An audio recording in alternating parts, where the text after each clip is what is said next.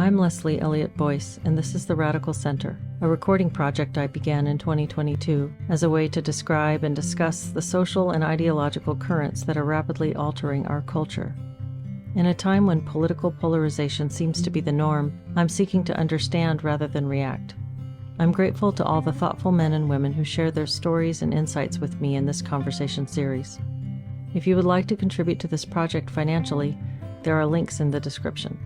Thank you, and thank you all for listening and being part of this exploration.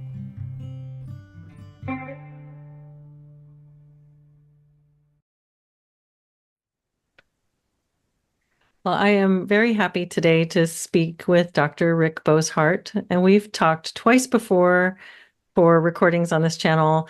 About a year ago, you and I spoke, maybe a little over a year now, and you told me the story of your experience with kind of some of the DEI policies that are impacting surgery and medicine. And then we spoke again with a colleague of yours and got into it a little bit more. I will link to both of those videos in the description underneath of this one for people to follow up if they haven't had a chance to see those yet. But it's wonderful to speak with you again. And you mentioned that there have been some significant changes. So perhaps we could start by just a brief recap of the situation you found yourself in last time we spoke, and then we could go from there. Great. Okay. And again, thank you so much for having me back on. I really appreciate that. A little background. I am now retired for 1 year. Congratulations. Oh, thank you. It's nice to get out of it alive. I am still a fellow of the American College of Surgeons, the oldest and largest organization in the world representing surgeons. That allows me to put the initials FACS after my name and my MD, which is something that a lot of surgeons desire to do because it serves as kind of a validation of their training, experience, and more importantly, their commitment to excellence in surgery. And I've always been very proud of having that FACS after my name. So the background is this: I was going along, very nicely until a few years back, and I noticed a change in the direction of the ACS. It was beginning to adopt a lot of these ideological concepts, things like systemic racism in our society. It even adopted, and I'm talking about the leadership. I'm not talking about the membership. This is anything I say that relates to the ACS relates directly to the leadership and not to my fellow surgeons unless I specify otherwise. But the leadership began to adopt this premise after George Floyd that the ACS was racist, that surgeons were racist, and that surgery itself was racist. And they went so far as to say that people would do better if they had a surgeon of their own race, which is one of the most horrible things I've ever heard anybody say. And I objected to that. And I did that very vocally by posting on their discussion forum, which generated what turned out to be the largest common thread in the history of the ACS, and led to a meeting with the with the leadership of the ACS, at which time I was very hopeful that maybe my objections had been heard and were being, thoughtfully considered, and would lead to a conversation between the leadership and the membership of the ACS. Because of all the surgeons who commented on that thread, 2/3 of them were in the same situation I was in, concerned that we were heading into very deep ideological waters and getting away from our primary mission, which is to promote excellence in surgery. After that Zoom meeting, what happened was really interesting. Within a few weeks, I was banned for life from any engagement with my fellow surgeons on the ACS website. I could not access the discussion forums. I couldn't access any private messages that I had been receiving from a lot of surgeons, and I couldn't even access the membership directory to get things like emails of members of the ACS. When I discovered that I had been banned, which was by happenstance because no one told me until after the fact, I asked why, and I was told that I was being disrespectful and was violating the rules of the discussion forums. And when I've asked for, examples of that going on now 3+ years, they have, refused to give me a single example of anything I've ever said that justified a lifetime ban. I think I was just being a little bit too disruptive, or I was creating problems for them because I was getting other surgeons to question. Mhm. and they had to pretty much shut me down. So they did. I tried to work in the ACS. I wasn't trying to take it down. I was trying to work within the system. I requested a hearing, which is my right as a member surgeon, and I was denied a hearing. I was told, which is really an interesting statement, that a lifetime ban such as mine was not considered a punishment that was worthy of having a hearing. I thought that was interesting. On top of which, the ban was put in place without any involvement of the Judiciary Committee, which is the organization within the ACS, the committee that disciplines surgeons. So if I was needed to be disciplined, it should have gone through that committee, which it never did. So I spent the last 3.5 years fighting this. And a year and a half or less than a year and a half ago, I came on your show to present this in a bit more of an expansive manner, give a bit more detail. But what I've been doing ever since then is trying to expose what's going on in the ACS, and that is writing, doing any podcast that will invite me to come on. My first successful venture was to get a Wall Street Journal article in which gave me some visibility, and that led to Tucker Carlson inviting me on his Fox show, which I did go on. That was kind of I wouldn't say a disaster, but I hadn't done this before. I didn't have my ducks in a row in the sense that I only had not even a full 3 minutes to talk. And so I couldn't even get out everything I wanted to say before I had to be cut off. Mm. And Tucker was very apologetic and said he'd love to have me back on. And of course, history says that he left out Fox a few weeks later, popped up again later on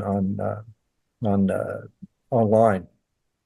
So I've been writing and getting articles and so forth and trying to engage my fellow surgeons and not having a great deal of success with that. I can't seem to get any kind of traction with surgeons. I have a lot of surgeons that are very, very supportive, sympathetic, encouraging.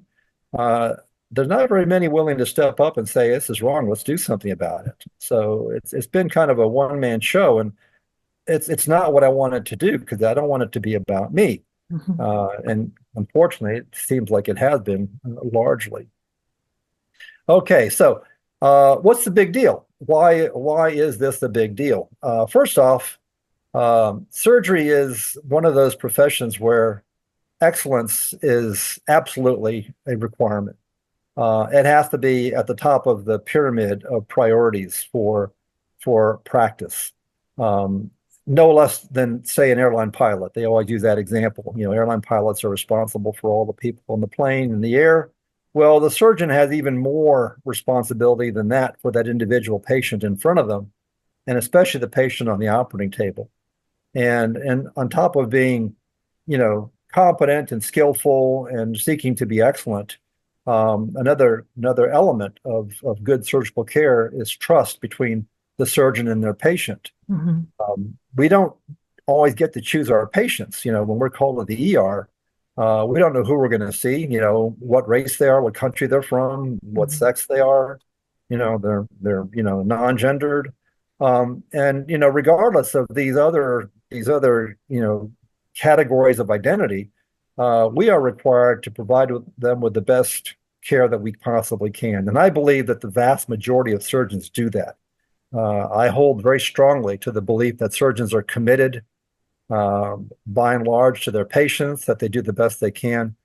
And all the studies that have been put out there supposedly to show that, minorities get better care from a minority surgeon have been debunked or disproven. I mean, there's no legitimate data out there that shows that it makes any difference whether your surgeon is white, black, or any other, color, stripe, pattern, if they are competent and excellent and care what they do, and if they connect with their patients, which, you don't have a lot of time for what people call cultural competence. I can't sit there and try to put myself in the shoes of a Haitian patient or an Ethiopian refugee or a Hispanic patient when I'm dealing with a surgical emergency. I've got to make a connection, get them to understand that I will do the very best for them and instill some degree of trust, and then move on. So when you start to threaten these things, which is what DEI has been doing, I think it's a tragedy. I think it's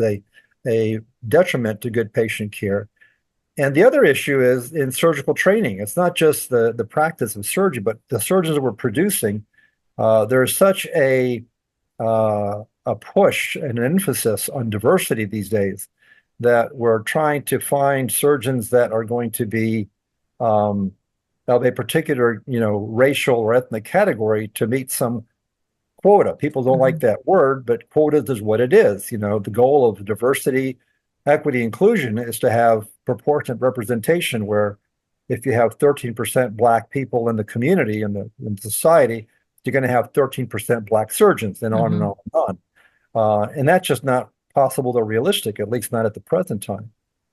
So, you have all these things going on. You're choosing people based on primarily immutable characteristics. A lot of people are being put through surgical programs that should not be because they check off the right boxes. Mhm. One very recent example, I just talked to a surgeon in practice for a couple of years who wanted to become a pediatric surgeon and had a very good resume to apply to a pediatric fellowship, surgical fellowship, and did not make it. He was rejected. And he was told by the director of his program that white males are not going to be accepted right now. There are Wow. very few positions in pediatric surgery. And if you're a white male, your chances of getting accepted are not very good. And he was actually told up front that he was more qualified than some of the people that were considered and the person that was selected for that position, Mhm. which was, a very, very difficult thing to have to accept. So it's important. It's important for, patient care, patient trust, the training of surgeons now and in the future moving forward. And we're facing some real significant challenges in surgery. The American College of Surgeons has already admitted or publicized that we're facing a present shortage of surgeons, and they foresee a shortage of perhaps 19,000 or more surgeons, general surgeons in this country in the next 5 to 10 years. And when you consider that the pipeline for a surgeon is anywhere from 5 to 7 years, we're talking a long period of time before we start seeing that change. And that is if we make big changes immediately, and we're not doing that. So I've been battling this. My battle first began to fight my ban and push back against the DEI aspects that were being adopted in surgery. My second battle began as I recognized more and more that this is affecting young surgeons in future in surgical training for future surgeons, and that's going to go directly to the quality and patient care issues. So, in a nutshell, a rather large nutshell, it's been a 3.5 year saga. I know through the pipeline and my contacts in the ACS that my name is bandied about quite a bit, and I'm quite notorious within the ACS at this point with the leadership. Every year when they have a new president, I have submitted certified letters to the president of the ACS, to the head of the Judiciary Committee, and to anyone else that I have an address for, appealing my ban and asking for, again, asking why and asking what I can do to get this ban reversed. And the short answer is nothing. There's nothing I can do there. They've told me up front that my ban will never be lifted. So now, what's happened, recently? This is really interesting. Every year, the ACS holds their annual clinical congress, which is, the big meeting of the American College of Surgeons. This year, it was held in Chicago, and it's one of these big conferences where they have their annual business meeting. They elect their new leadership, the new president, and that sort of thing. They have lots and lots and lots of courses and lectures so people can get their continuing education credits. They have, major exhibits. They have a big exhibit hall where all these vendors come to exhibit. And a couple of years back, Do No Harm, an organization that I belong to, had attempted to get a booth at the ACS convention, and they denied them a booth. They said they weren't clinical. They tried again this year and were again denied. So there was no booth there Mm. representing Do No Harm. For listeners that don't know, Do No Harm is an organization founded about 3.5 years ago that has been very, very effective in fighting for traditional medicine, pushing back against DEI, pushing back against gender affirming care in minors and children and adolescents. Very, very active legislatively, very active with lawsuits, education, research. They put out a number of very interesting uh, reviews of different studies. And I, got involved with them early on. They helped me get my article in the Wall Street Journal, and I became a senior fellow, and now I'm one of their members of the board of directors. But right now, I'm basically speaking for myself. Um, so there wasn't going to be a do no harm presence at the clinical congress, and I debated going. And what made my decision to attend, oddly enough, was they launched their new senior surgeons session as uh, I guess, throwing a bone to all the older surgeons. They decided to open up this new group that's for 65-year-old and older surgeons, whether working or retired. If you're 65 or older, you could join. I thought, well, that would be interesting. I could go and I could do some networking face to face with people. Who knows who I might meet? And so I went ahead and signed up to go to the ACS Clinical Congress on my own dime, which I did the first week of October. That was a fascinating weekend. It was really interesting. Um, the last time I had been to one of those was, oh my gosh, was back in 1991 or 92 in San Francisco when I was inducted. I haven't been to one since I was inducted in the ACS. I've just been too busy with my own specialty organizations and local medical society involvement. So I went and attended, and I went to this senior surgeons session. And the first part that was really interesting was that I learned the ACS has almost 1/3 of its membership over 65 years of age. So in an organization of 93,000 surgeons, there are, say 33,000 or 30,000 older surgeons, whether working or not working. So it's a big group that, if you could get that group to have a unified voice, that would have a substantial amount of influence. I thought, okay, that's good.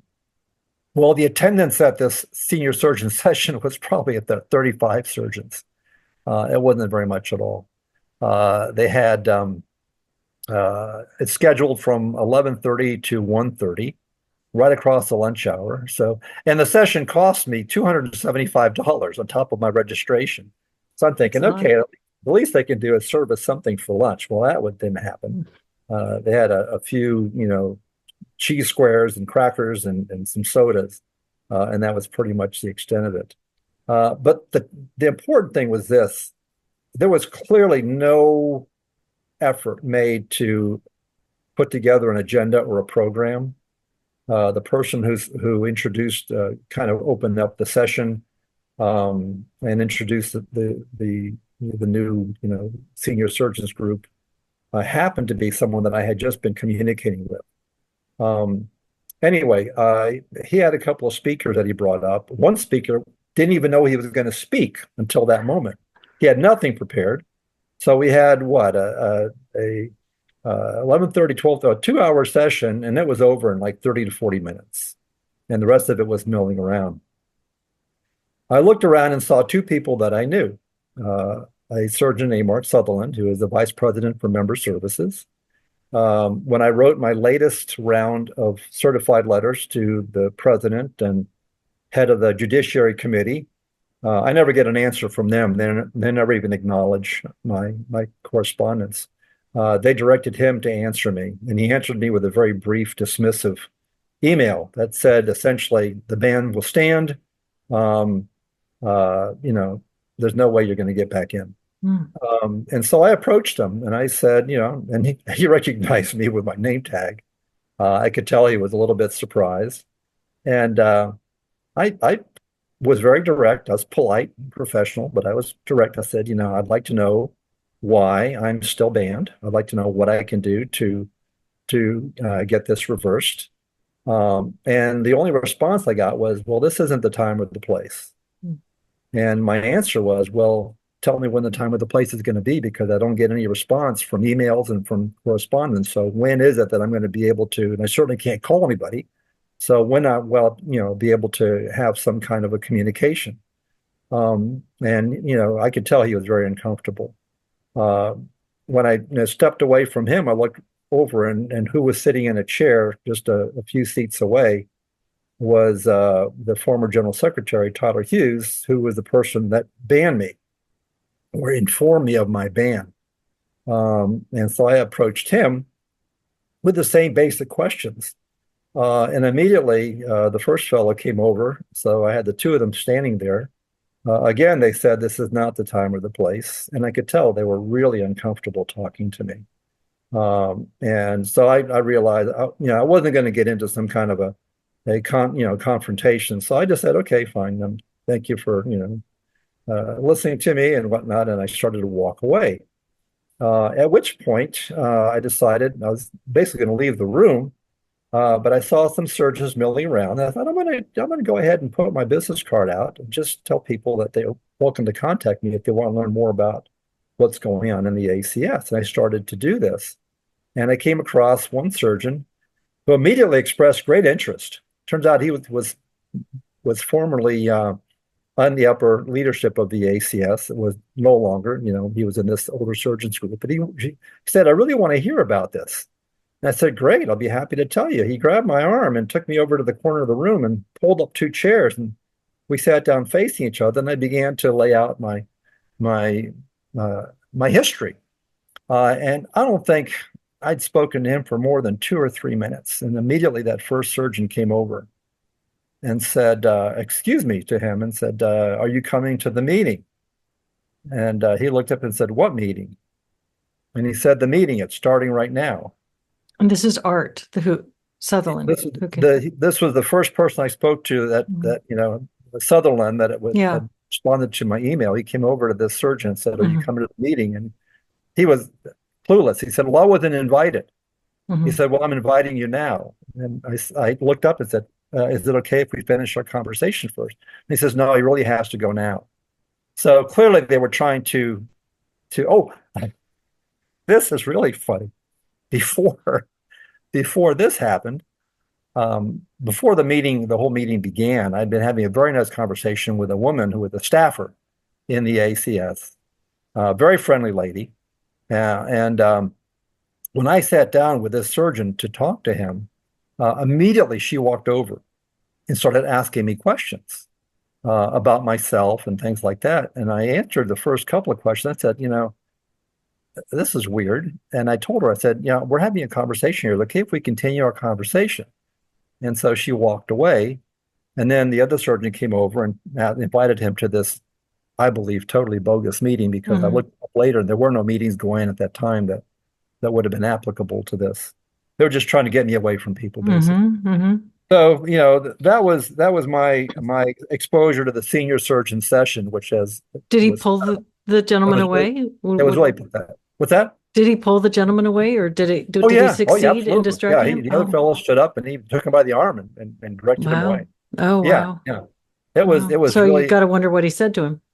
It was very odd, very odd. He probably told me that, you're talking to someone who's radioactive and you don't want to be in that sphere or something of that sort. Wow. So that was one day. And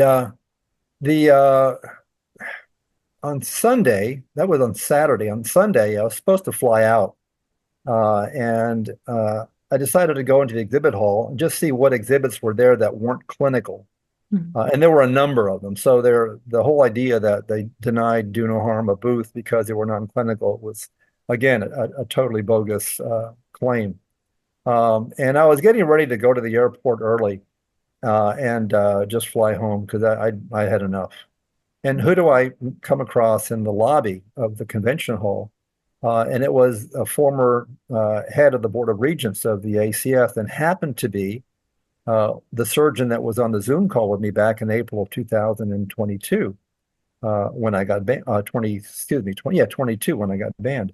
Um, and I waited politely until he finished talking to the person he was talking to, and then he looked over at me, and I mean, as the recognition came to him, I could tell that he didn't want to be there. Mm. And I again tried to be polite and professional. I said, remember me? We spoke, and I'm still trying to find out why I'm banned, what I can do to get this changed. And oh my gosh, it was almost like talking to Joe Biden. It really. Wow. He said, we never talked about you in the border among the border regions. Your ban never came up. Mm. And, I mean, flat out just lies. Um, he said I had nothing to do with that. And I sent him a 6-page letter after the Zoom call that I know he received because I sent him my certified mail with a return receipt, so I know it was delivered. Whether he read it or not, I don't know, but I know it was delivered to him. And so I asked him again why my ban was standing the way it was. And it was the darnest thing. He actually put his hand up to my face and turned around and walked away with his hand Oh back. my gosh. Yeah, he he couldn't walk away fast enough. So that was my Wow. my clinical congress experience. The first week of October. The timing is interesting and important here because what happened next is really telling. So apparently there was a rumor going around in the ACS. This is what a member told me, that some member of the ACS had confronted the leadership at the clinical congress. And all I could think of was, man, ain't no rumor. I was the guy that you're talking about.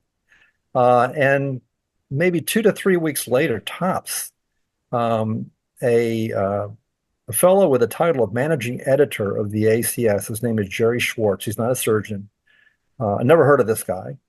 Put out an email. I didn't get it, but a friend sent it to me, announcing that they were totally closing the communities. They were shutting it down. Now, uh, the date for closure was November 7, and this announcement came out not even 2 weeks before that, maybe 10 days or so before that.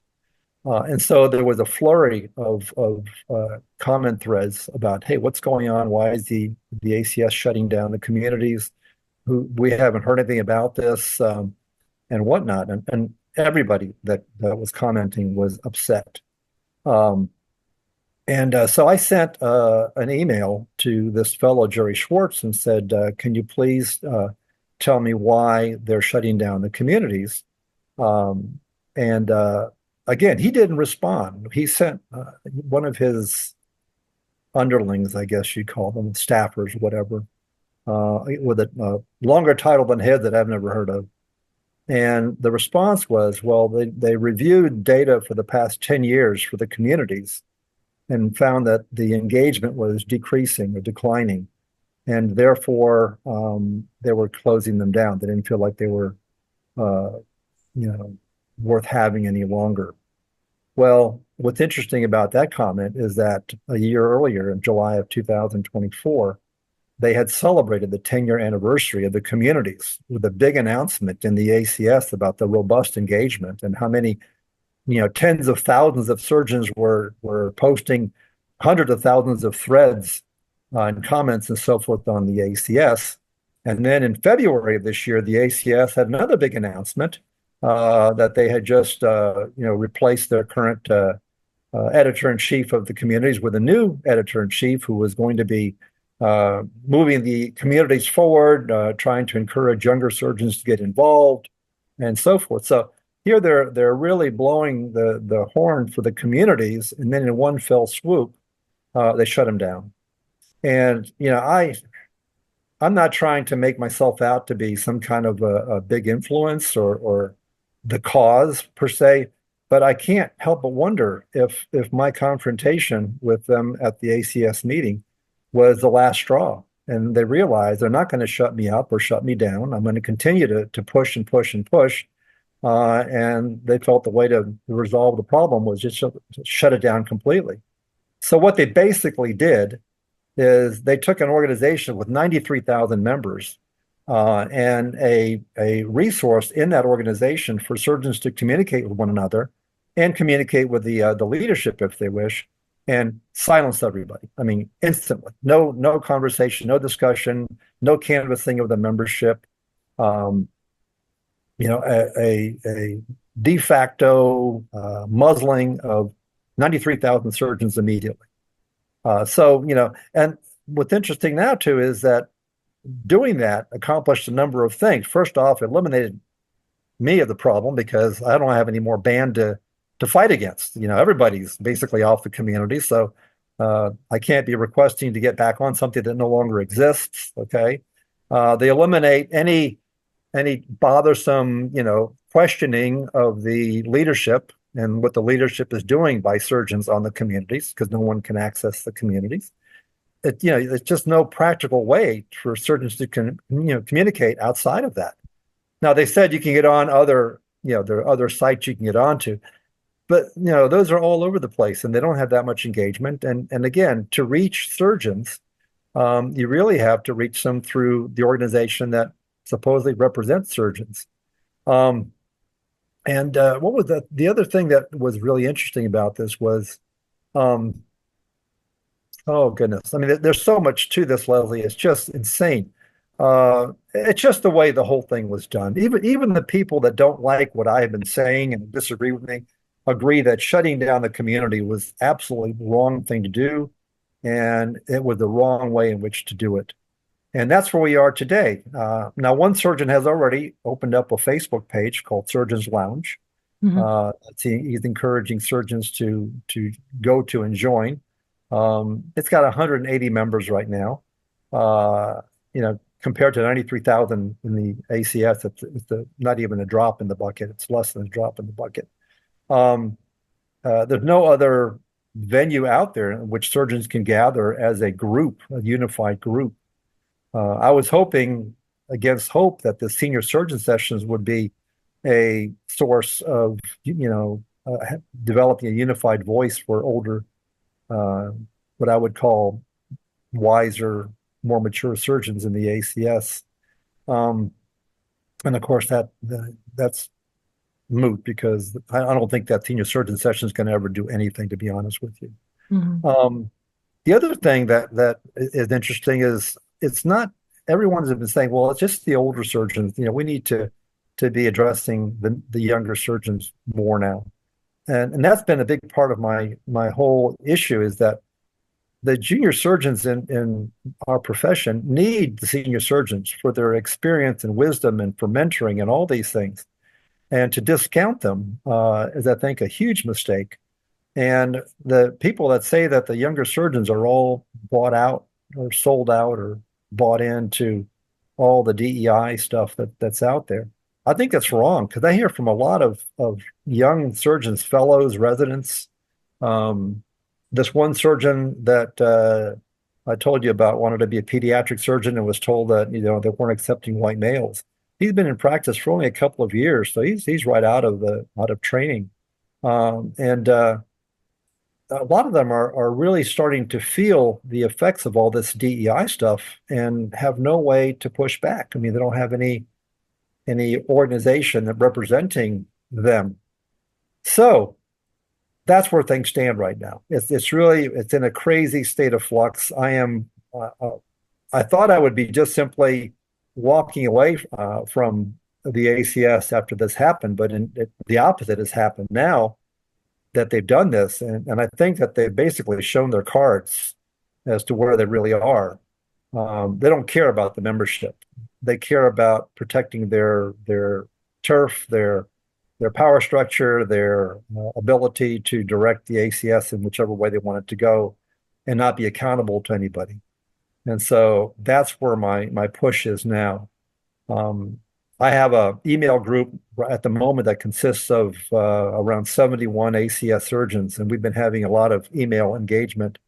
Every one of them that has responded so far, and it's been several dozen have responded, are up in arms about what has happened. And the question is, how do we mobilize that? How do we take advantage of that momentum that I think we're going to have to force the ACS to re-engage. I am trying to find a way to send, to direct message the member surgeons of the ACS. And I know there's ways to do that. One of the ways is to just get an email list. But, to get an email list of 93,000 people is not going to be simple, and you're going to have, some kind of a service to do that. And that's not going to be cheap. So the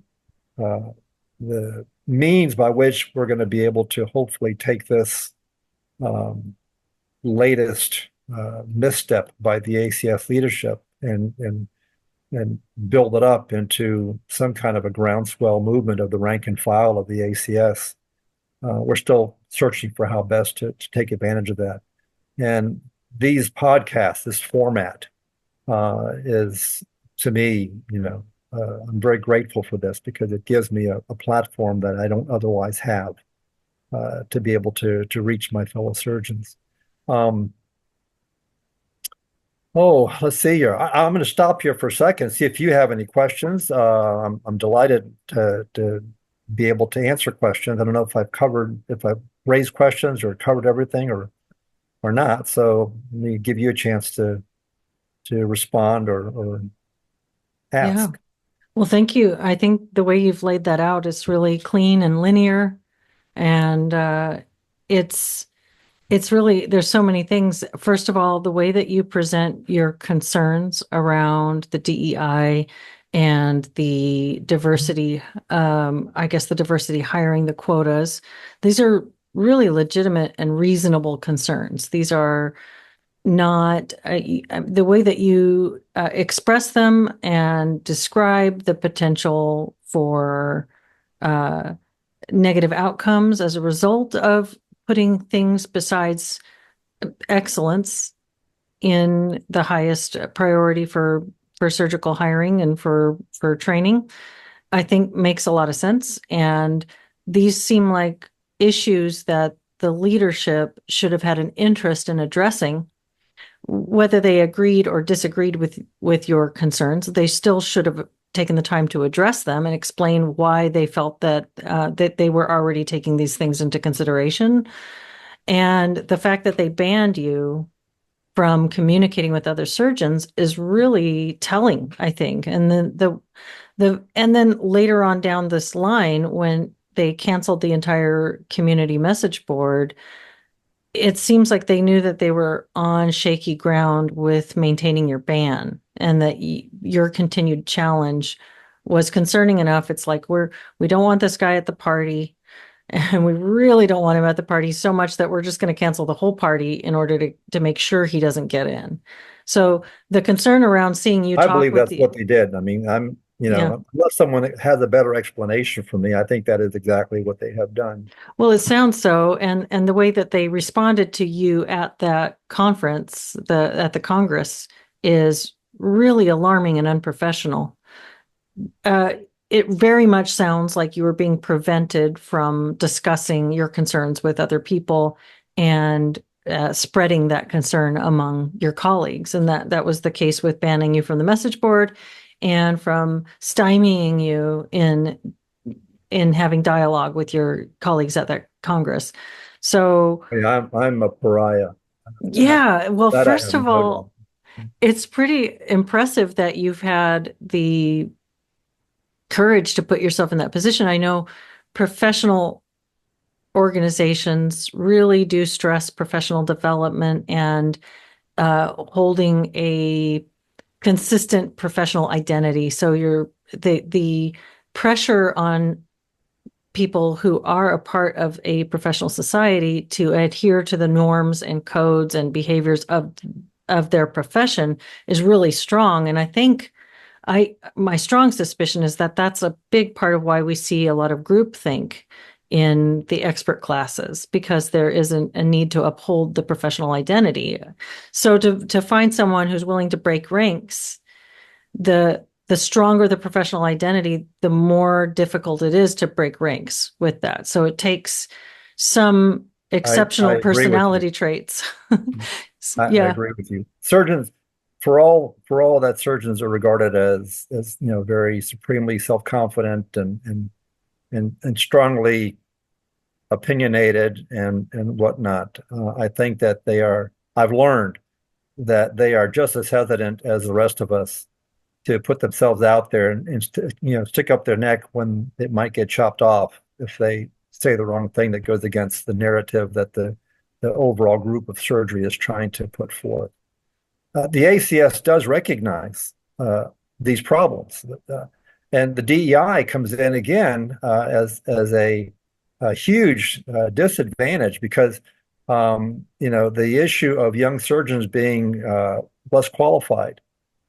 I've looked this up, and the numbers are frightening.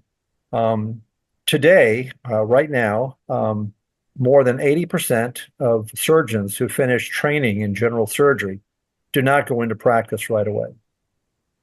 They apply to fellowships in subspecialties, things like vascular surgery and oncology and thoracic and so forth, pediatric and whatnot. And when you ask these young surgeons why they have not gone into practice right away and sought a fellowship, more than half of them, 55%, say they don't have confidence in their ability to practice independently. Wow. And that is a frightening, to me, That a is frightening really statistic. And then it gets even worse than that, believe it or not, because when they talk to the program directors of these fellowships and ask them about the quality of these surgeons that are coming into the fellowships, they will tell you that upwards of 2/3 of them cannot be relied upon to operate in a complex operation independently for more than about 30 minutes without direct supervision. So, I mean, they're wow. not only themselves feeling not qualified, they're justified because they aren't qualified. What percent of surgeons coming out of training should be feeling unqualified to practice?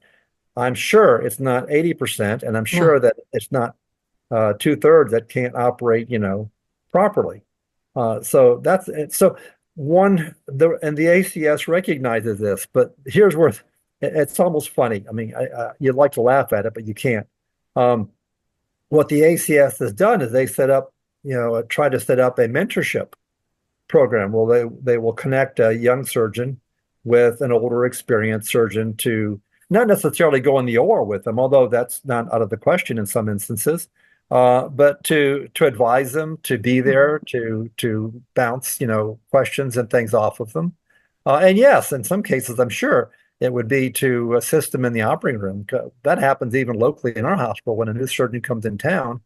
They're required to be proctored by an experienced surgeon for several cases to be sure they know what they're doing before they're allowed to operate independently. But here's the kicker. The ACS claims that they need to find concordance I was between just the junior wondering if this surgeon was going to be the and the, case. the supervising surgeon. So if you have a young Black or a young Hispanic surgeon, they got to find a Hispanic or a Black surgeon to Mhm. oversee them because obviously a white surgeon is going to be too racist to be able to connect and communicate with them and be able to do that properly. I mean, it's almost like this perfect storm of wokeness Mhm. and Mhm. toxic ideology, invading, infecting, whatever you want to call it, the profession of surgery, and directly impacting patient care. The other thing I learned, someone asked me about, well, aren't we going to see a lot more complications? My answer is absolutely. I think we are, yes. But identifying complications is not always that simple because a lot of surgery is done as an outpatient, and so complications often occur after patients leave the hospital. And so the only way you know is if the surgeon self-reports. When Mhm. I operated out of a couple of hospitals, most of my surgeons were outpatient because of the nature of my specialty. And so what I would receive monthly was a letter from the hospital saying, here are the list of patients that you have done surgery on. Have any of them had complications? And it's very easy to check off no on every one of Mm. them. If one of them had a wound infection, say, and I treated with antibiotics and it resolved, am I going to necessarily, report that as a complication of mine?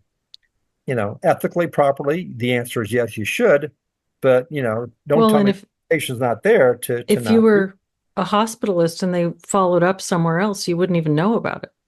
Exactly. If you had a complication and made it to a different hospital, that first hospital would never know of that particular situation. So there's that aspect of it, where I think that complications are going to go unrecognized to a great degree. And the other thing that's interesting is I was speaking to a program director of a very prestigious surgery program, and he's been an examiner for his specialty board for 15 years.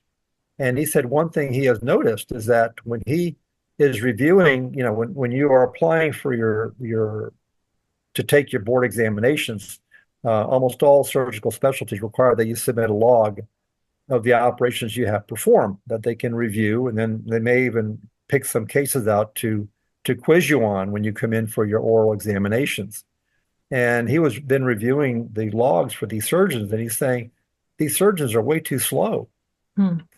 Not everyone needs to be a speed demon in surgery, and I'm certainly not, but there needs to be some basic standard, that you finish a hernia in 30 or 40 minutes, you finish a gallbladder in 45 minutes, you do a colon resection in an hour. In my case, one of the biggest operations I do, lengthiest, is the breast reduction, and that's a 4-hour procedure. He told me, these surgeons are taking 2 and 3 hours longer than necessary to complete a case. And I've heard nurses complain about new surgeons being very, very slow. And where this kind of comes in is we know that complications are directly tied to the time under anesthesia and the time in surgery. And that has been recognized in a very interesting way. Probably the biggest insurer in the country is the Center for Medicare and Medicaid Services that insures all Medicare and Medicaid patients. And they've recently come out and they've announced that they are not going to cover the cost of an operation that goes beyond they're not going to cover the anesthesia time for a case that goes beyond a certain amount of time. Because anesthesia bills according to time, they bill in units of time. But anesthesia has nothing to do with the length of surgery. They're going to keep the patient asleep as long as they have to for the surgeon to finish the job. And the surgeon's going to bill for the operation, whether it takes them an hour or 3 hours to do. And unless someone specifically goes through the medical record, they're never going to know how long the operation took. But it's harder on the patient's body.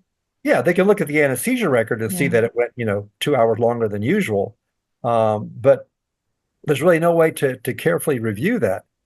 So, the CMS, the Center for Medicaid and Medicare Services, is penalizing anesthesiologists for the problems of slow surgeons. It doesn't make any sense. Yeah. So there's a lot going on in medicine that people are not aware of.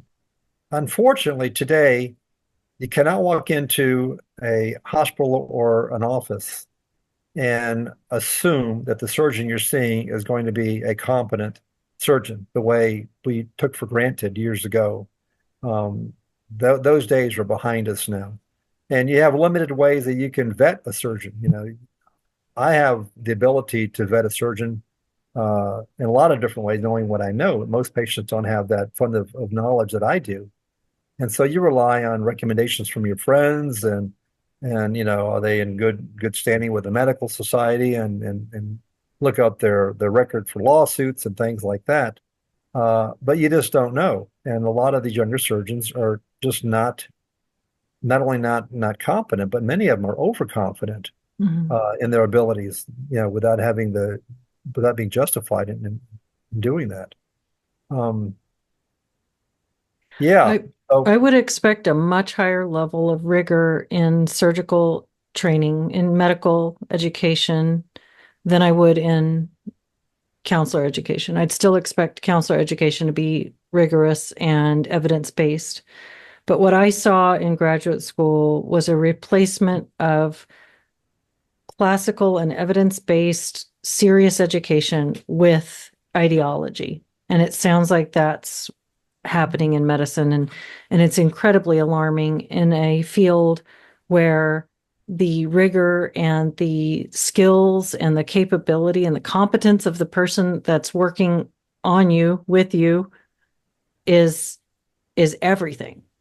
That's everything you want, is your surgeon to be incredibly competent. And like you said, cultural competence plays very little role. I mean, there's always been jokes about surgeons having terrible bedside manner, and I don't know if you agree with that or not, but that's been a joke forever, is that Oh, they're yeah, not some surgeons there. couldn't. Yeah, some They're surgeons can talk the way out of a wet paper bag when it comes to social, well, engagement. But but they're still good surgeons. and the thing that yeah, behind that joke is the fact that that's not a necessary part of that job. The part of the job that you that is necessary is that they know what they're doing and they know how to work on a human body, and that they're a master of their skill.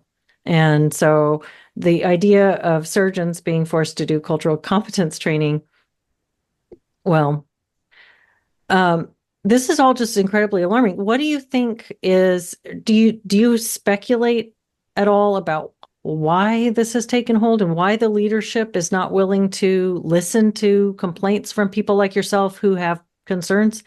Or do you hesitate to speculate? I can speculate. I'm happy to speculate. I truly believe what I'm saying is what has happened. That you have a few very dedicated, ideologically driven people that are vocal and have put themselves and gotten themselves into positions of authority and power. A lot of them are, unfortunately, minority individuals. Some of them are just very elite individuals that come from the Ivy League background that tends to be very left oriented, strongly left oriented, and they want to put these ideologies into wherever they are, including the practice of surgery. And I think a lot of people either are naive or ignorant, or, for lack of a better term, cowardly in terms of pushing back.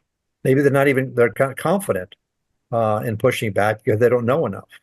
Um, the regent that I mentioned that I spoke to at the clinical Congress had told me that he had been in all these meetings early on when they were starting to install DEI into the ACS, and he never heard the term critical race theory used ever, as though this basically negated my claim that we were adopting critical race theory.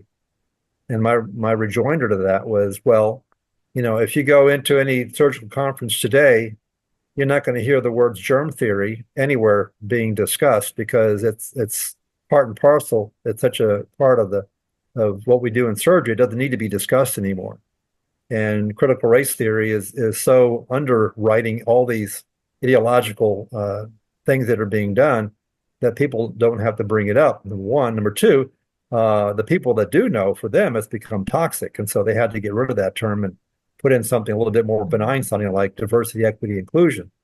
The ACS recognizes this, and what they've done is they took their DEI initiatives and programs to departments and they converted them to inclusive excellence. Mm. So now the Department of Diversity is the Department of Inclusive Excellence, and the department on the DEI toolkit that they produced and put out with much fanfare became the Inclusive Excellence Resource and Implementation Toolkit, It's which, by the way, Orwellian. they have now scrubbed from the Mm. ACS website. You Mm. can't even find a reference to it anymore. They, All the DEI references that they mm. can switch to inclusive excellence have been switched over. Mm. Um, They're and just it, putting themselves on a euphemism treadmill as they try to escape the connotations of each brand.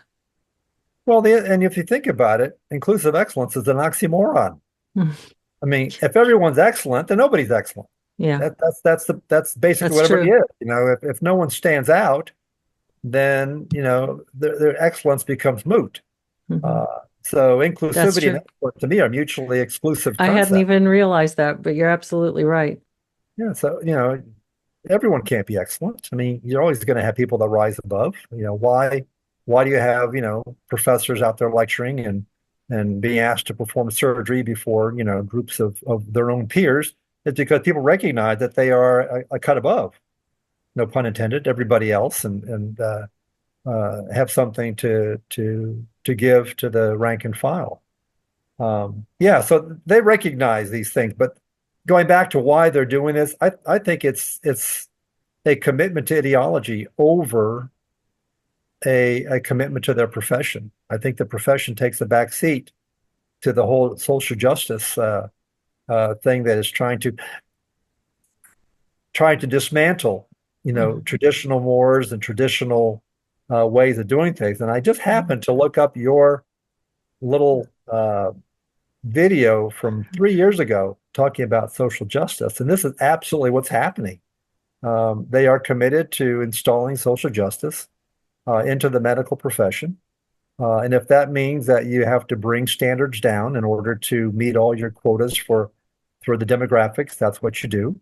They eliminated grades in medical school. They eliminated grades in the MedCats because they were having a disparate impact on minorities. Wow. They requiring medical students to sign loyalty statements that they're going to promote DEI, as surgeons. Oh my gosh.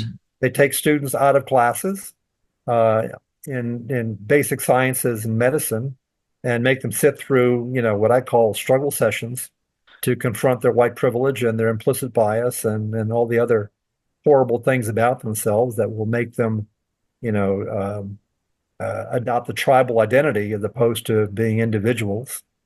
Um, I hesitate to adopt the idea that everything's a power struggle, like the Marxist concept of oppressed versus oppressor. But I do think it's a power struggle. I think that the left want to take over, want to do things in their manner, and they will do that even at the expense of the basic uh, institutions and organizations that have been around for years and promoted excellence. Now they're making them promote something entirely different. And there's no way you can have a commitment to diversity and have the same level of commitment to excellence. You can't, because it's just not going to work. It's one or the other. Exactly. So it sounds like you've developed a message board or an email system where you're communicating with a pretty good group of surgeons, but there are so many out there that, and clearly this is why they've disbanded this community, this online way for surgeons to communicate with one another. Maybe it's not clear, but my assumption would be that a part of doing this is to prevent people from being able to organize around a challenge to some of these changes that are reducing the quality of the surgical education process. I think that's exactly what it is.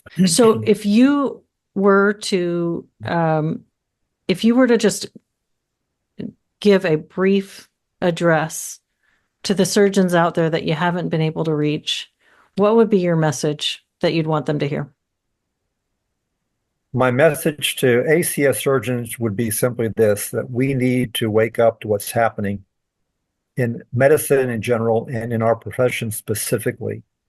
And we need to get back to a traditional mode of education and training of surgeons and surgical practice that adheres to Hippocratic standards that have been around for eons, and get away from ideology. And we can't just simply put our heads in the sand and think that it's going to get better on its own. The adage that, the only thing necessary for evil to triumph is for good men to do nothing, I think is very applicable here. And the problem is how to engage enough of the membership of the ACS to rise up and speak with one voice, to tell the leadership, this is not going to stand. We have to get back to the practice of surgery as we have been doing for generations, and has produced, the best surgical professionals in the world. I mean, people come from around the world to the U.S. because of the quality of surgery that's always been available here.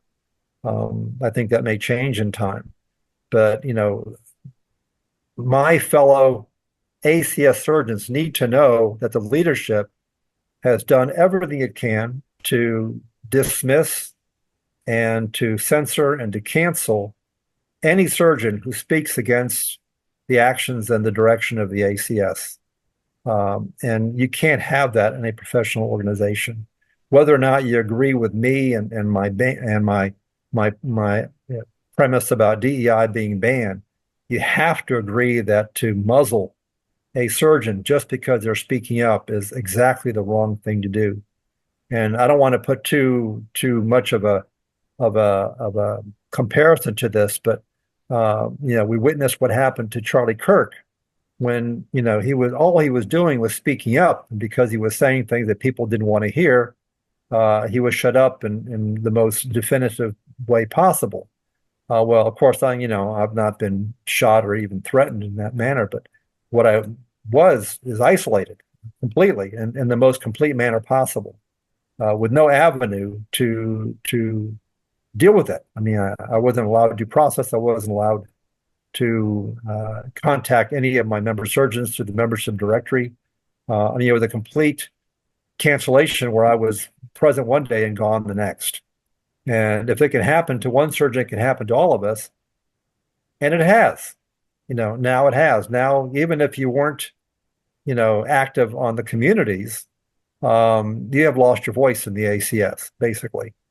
One thing about this engagement is that a lot of surgeons have commented that even though they were not participating by posting comments on the ACS discussion forums, they were still going into them and they were listening and they were reading, what other surgeons were saying. And surgeons said, "Oh yeah, I would come home from work and one of the first things I would do is get on the community to see what people were talking about." So there was a whole lot of surgeons out there that were not recognized as being on the communities who were still participating, if only passively. So, who's to say whether the engagement was going down or not? I don't believe it was. I asked for this managing editor of the ACS, Jerry Schwartz. I sent him an email, said, "Can you please share this 10 years worth of data that you have that shows that the engagement is decreasing and share it with the membership?" And I have not heard from him yet. So I don't expect to. And one thought that I have as you speak about that is that if they're starting to tighten down on what kind of discourse is allowable on those forums, you're going to find more people self-censoring and kind of lurking and doing a watch and see and not really engaging. Oh, yeah, so I mean, it can't only have been you that experienced that. Before I was banned, I received a lot of private messages from surgeons in the ACS that told me that they agreed with me, but they didn't want to comment publicly on the forum because they were concerned about how it would be received and it might blow back on them, either from their institutions that they were employed by, or even through some of their peers. I mean, there are people that believe that a minority surgeon cannot hold an opinion that does not fall in line with every other minority surgeon. So this is a homogenous group of people that thinks one way only. There's a lot of people that were self-censoring and continue to this day. And this is still a problem in a lot of areas, but definitely in this particular area. Dr. Bosshardt, I admire your passion for this mission and for your dedication to excellence in medical care that transcends this experience that you've had with being shut out of your professional organization. What a tremendously difficult experience to go through as a person, to have those doors shut on you, and yet you're still pursuing this and pursuing the truth and working really hard to get the information out. I have so much admiration for what you're doing, and I hope you're able to get your message in front of a ton of people, and that you can build up that network of surgeons who are sharing your concerns and taking them seriously and working to improve this, because this has implications for all of us. I would love to be able to do that. I know that you had asked me for a link that I could send you. The link that I sent you was to my Substack, which is where I published an open letter to the ACS that anyone can view. And I encourage people to share that as widely as possible. And I'm happy to give my email address. It's my initials RT and my last name Bosshardt at AOL.com. And if anybody wants to contact me, I'm more than happy to receive emails. And I hope that even if a lot of ACS surgeons don't see this, that enough people will who know a surgeon that they can share this with. And surgeons that get on will share it with their colleagues. But I think there needs to be some type of a ripple effect from what's happened in the ACS recently, as of November 7, when they shut things down. I think the ripple effect has to start spreading out to the general membership, and then eventually coalesce into some kind of a wave of outrage, and anger and demand for change. The idea is not to destroy the ACS. I personally think that we need to get new leadership in the ACS. That's my solution, is to get rid of these people that have been doing this and put in new leadership. But I don't want to see the ACS go away. I still keep the FACS after my name. I'm still very proud of having done that, accomplished that. It obviously means something different to me now than it used to. And if you had told me that, I'd be spending a good part of my retirement, in these circumstances, I would have thought you were nuts a few years ago. And now it's become part of my day-to-day life. Every day I get up and I think, okay, what can I do today to further this fight against the ACS? Who can I email? Who can I write to? And luckily, I think that there has been a slowly growing recognition of how illiberal and how toxic and how divisive these ideologies are. And I think people are starting to recognize that we can't just simply sit back and let these things happen to us. We have to act, not just react, but act proactively to try to move the needle back into some kind of a more science-based, evidence-based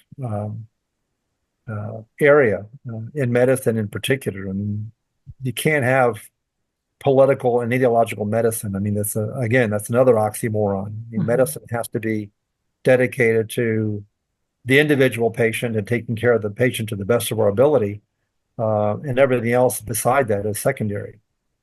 So thank you for your kind words. I'm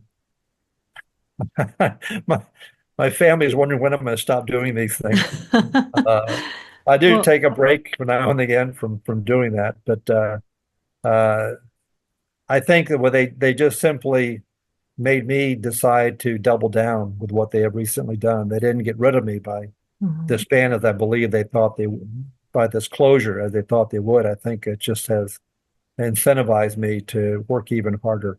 I don't know if you remember the scene. My favorite movie is Shawshank Redemption, and Andy Dufresne is writing a letter to the state asking for books for the library, and he writes a letter, every day or every week, and he finally gets an answer, and they send him a whole bunch of books, and they say, "I hope this will make you leave us alone."